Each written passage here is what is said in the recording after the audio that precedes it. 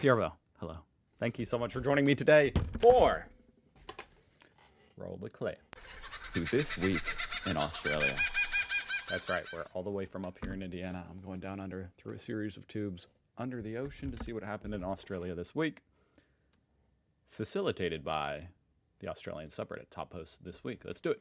And right off the bat, the top post this week. Something about a yank tank. And it's a video. I love it when there's videos. They're always the most interesting thing to me, I feel. Let's see. Okay. I'm trying to soak it all in. I'm very excited. You know, I haven't been this excited since I saw the American wombat girl, you know, terrorizing wombats. Ram drivers just take up extra parking space. I'm sorry. My brain deleted the word don't. Ram drivers don't just take up extra parking space. Oh, God. What else do they do? What else do they do? Okay, he stopped at a red light. So far, so good. He's driving on the left side of the road. That's good. You know, it would actually be interesting, I have to say. It would be interesting to take a look inside the Ram and see a Ram with the steering wheel on the right. That would just be kind of interesting.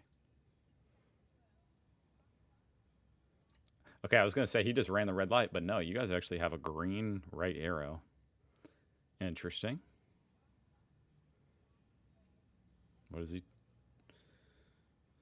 Okay, I'm definitely so stupid. I was like, oh my God, he's going into oncoming traffic. Nope, that's the correct side to go on to. So far, I don't see a problem.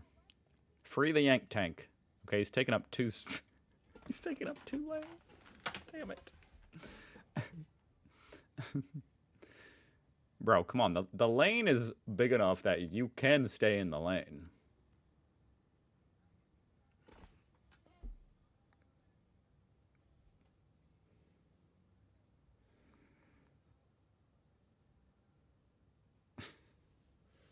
Was that it? Oh,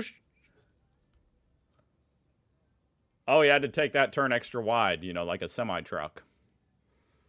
Because he's driving a yank tank. Oh my God, bro. Please, for God's sake.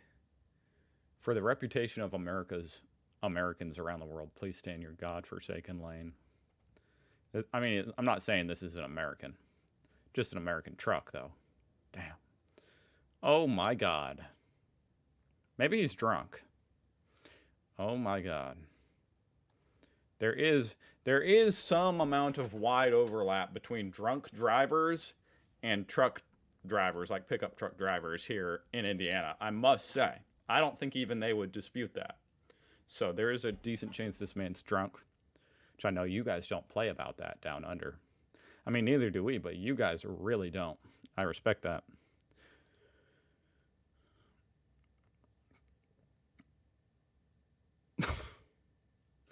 I mean, I've seen truck driver, like big 18-wheelers stay in their lane better than this guy. Horrible lane control. Terrible driving, plain and simple.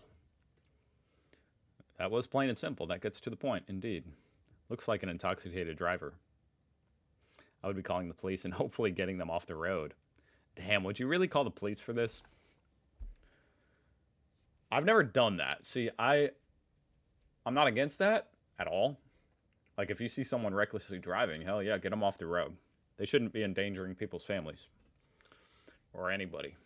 But, I've never done that. Maybe I should. But I've seen way crazier drivers than this. I'm not going to lie. Like, this, I would not call the police. I'm not going to lie. Maybe that's bad. Maybe I should. Maybe you guys do that more often. I don't know. But I've seen some drivers where I'm like, I'm about to call the police on this dude. I would just be honking at this guy. In my little Corolla, he'd probably just be laughing at me. The problem with the Corolla is they make the horn sound like a freaking little kid's clown car. My mother drives a Yaris and treats lane markings exactly the way this Ram driver does. As optional suggestions rather than extremely clear guidelines. It's fair. It's fair. I mean, it's true. It's not just trucks that do this. I mean, this is literally, quite literally, half of the automobiles where I live are, you know, F-150s, F-250s, Rams, pickup trucks. So, I'm an expert on this, guys. Well, I mean, on behalf of American Yank Tanks, I do apologize.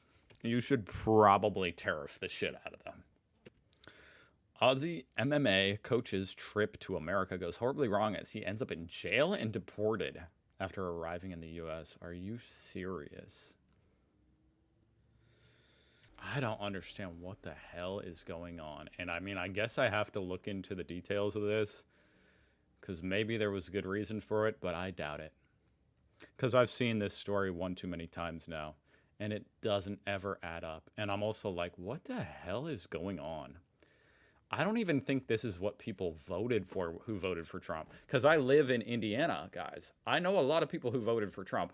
I don't think they voted for him to send the Australians to jail or deport them. A lot of them wanted illegal immigrants deported. And that's what, you know, that's this whole thing. I'm not even getting into it. But who feels safer now that we're deporting the Australian MMA fighter? Who wanted this? Why is this a thing? There better be a damn good reason that he was interrogated and taken to jail. Arrested for too much knowledge in MMA. I arrived in America excited, ready to coach my seminar. It was supposed to be a great trip. Instead, I got stopped at the border. Immigration pulled me aside and took me into an isolated room. Wow, that's a great welcome to America. The officer interviewing me looked like he was looking for something wrong. It was obvious why I was in the U.S. I gave them very specific detail about my seminar, my plans, everything. They told me there was a mistake with my visa and no further explanation? They handcuffed me and put me in a car and drove me to federal prison. That's right, the land of the free, only if you're a citizen here. I think this is extremely un-American, that's my opinion. At 6 a.m. the next day, the coach was let out of the cell, taken to the airport. I got the info, I was being deported. Genuinely embarrassing. Oh, looks like this happened during the old Liberation Day scare, so it's basically back to where it was, about 62. Found out a mate was gay today. I think I gave the only appropriate response. I stuffed it up and said day instead of 3 months, but you get the idea. What am I about to watch? You know, people are entitled to their sexual proclivities. You know, I mean, let there be 1,000 blossoms bloom as far as I'm concerned. You know, but I ain't spending any time on it because in the meantime, every 3 months, a person is torn to pieces by a crocodile in North Queensland. What? Is that true? Every 3 months? Whoa, my voice is like, that was crazy. Did you guys hear that? Hello? Hello? It's like I'm in an iron lung or something. Hello? Hello? I'm gonna have to listen to this back and see if you could hear that. My daughter found a $2 coin in the garden. Apparently, it is a treasure. That's really freaking cool. Over here in America, we have a $2 bill, which is like I don't know what to, I mean, it's kind of like a collector's item. It is a collector's item. They're not like ultra rare, but they're like uncommon, you know? Nobody spends them. These are never used in circulation. They're just like a novelty. And you'll get one for your 2nd birthday. So, yeah, I mean, not to make it all about me. $2 coin is cool too. It'd be cooler if it was a bluey coin, but that's really cool. By the way, we got my son a little bluey, like their truck, their like ute, you know? It's got surfboards on top of it. And the steering wheel was on the right side. I just thought that was fun. I like that. You know, I like how they kept it true to reality, even for the American market. You see what I'm saying? Look, I got the truck. I went and stole it from my son. Look! I mean, Bandit's on the wrong side. That's Bandit, by the way. That's not Bluey. That's Bandit. That's the dad. He doesn't fit. I don't think he fits in the driver's seat. This is not sponsored, by the way. Bluey, hit me up, okay? There! The Empire State Building is shining in Aussie green and gold tonight to celebrate Kylie Minogue's sold-out Madison Square Garden shows. How cool is that? Oh, we got more pictures. Wow. I guess we're friends again. Right, guys? This is like us, like, come on, guys, we're still friends.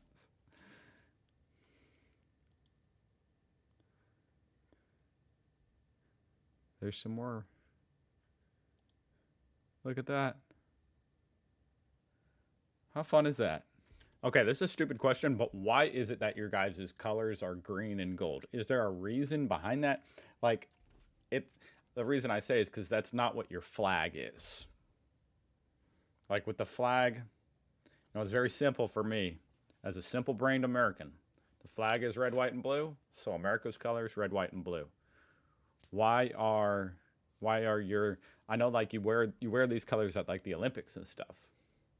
I'll have to I don't know. Maybe I can find a video on that to react to or something. I don't know. Or you guys can just tell me. Once in a lifetime again. Any other elder millennials looking forward to their fourth once in a lifetime economic collapse due to reasons completely out of their control. Yes. We're like a cat, us elder millennials. We have 9 lives, okay? 9 once in a lifetimes, I think. It could be a grand opportunity, guys, okay? I'm prepared. Are you prepared? Save up whatever pennies you've got to buy this crash, okay?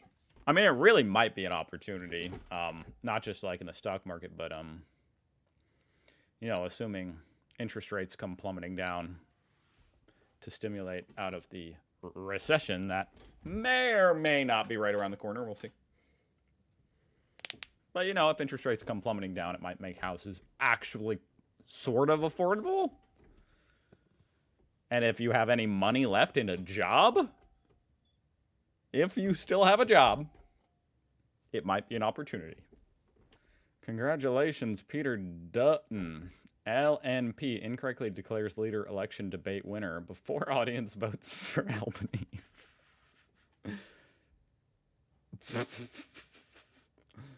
Labor to pledge $2.3 billion to subsidize home batteries. Oh boy. And Ron Musk once again has done it again. He's licking his chops. More government subsidies. How to make sure water is safe to drink in the bush. How to know if This could be life or death. water is safe to drink in the bush. Now, there's always a bit of a risk. I'm not going to lie, that little puddle right there, that wouldn't be my first guess at what's safe, but I don't know. Maybe if it was like a rain puddle, I don't know. I don't know what I'm talking about. Let's see what he says. A bit of a risk whenever you drink water. Tastes all right. And I only do it if I need to because I'm hiking and I don't want to carry all that weight. But I've drunk water all around the world on all 7 continents and I've never got sick from applying these 3 rules. Okay. First of all, just make sure the water is flowing and even just a little trickle is fine. Secondly, and you need to have a bit of an idea about what's upstream, and in most wilderness areas you've kind of got an idea because of how far away it is from everything else, but you want to make sure there's little to no permanent human habitation upstream. For example, in Nepal, I don't want to drink it out of the main river, but I'm happy to drink it out of the small side creeks. You also want to make sure there's no agriculture or mining or industry upstream. If not, I'll boil it, purify it with tablets, some people filter it, and if you don't have those options, you can use 5 drops of iodine. Okay. I definitely thought he was going to say, if you don't have those options, you can drink it out of a bottle. You can purchase a bottle for £2. I don't know why I said quid. Some people filter it, and if you don't have those options, you can use 5 drops of iodine per litre. Or if you're in a more household situation where the water's gone out or there's flooding or something like that, you can use 2 drops of normal unscented household chlorine per litre Bleach. of water. None of these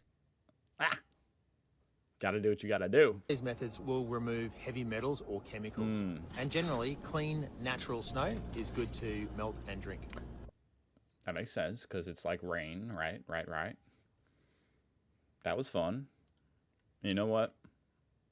I hope that saves one of your lives one day.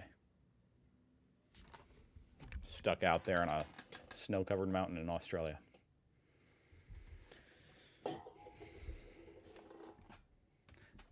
I'll see you guys tomorrow. No, I won't. I'll see you next week. Thank you so much for watching.